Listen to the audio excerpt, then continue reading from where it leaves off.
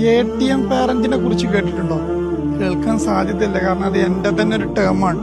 ചില സമയത്തൊക്കെ നമ്മൾ വാപ്പാർക്ക് പറ്റുന്ന ഏറ്റവും വലിയൊരു അമളിയാണ് ശരിക്കും നമ്മളൊരു ATM പാരന്റായി മാറുന്നത് എന്ന് വെച്ചാൽ നമ്മുടെ കുട്ടികൾ നമ്മുടെ അടുത്തേക്ക് വരുന്നത് ഉമ്മ ത്രൂ എന്തെങ്കിലും പൈസ ഒക്കെ ചോദിക്കാനായിരിക്കും. മറ്റു കാര്യങ്ങൾക്കൊന്നും നമുക്ക് നമ്മുടെ കുട്ടികളെ കിട്ടില്ല.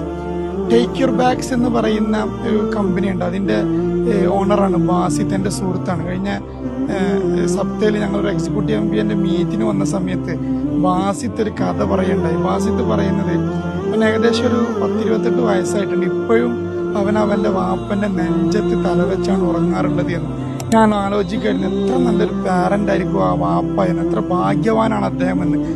നമ്മുടെ മക്കൾ നമ്മുടെ അടുത്ത് അവരുടെ സങ്കടങ്ങളും അവരുടെ സന്തോഷങ്ങളും ഒക്കെ പങ്കുവെക്കാൻ കഴിയുന്ന രൂപത്തിലുള്ള ഒരു റിലേഷൻഷിപ്പ് നമുക്ക് പടുത്തുയർത്താൻ കഴിയണം. അല്ലെങ്കിൽ അവരുടെ ഒരു ഫിനാൻഷ്യൽ നീഡിന് മാത്രമാണ് അവർ നമ്മെ സമീപിക്കുന്നതെങ്കിൽ അത് നമ്മുടെ ഏറ്റവും വലിയ പരാജയമാണ് എന്നെങ്കിലും നമ്മൾ മനസ്സിലാക്കണം.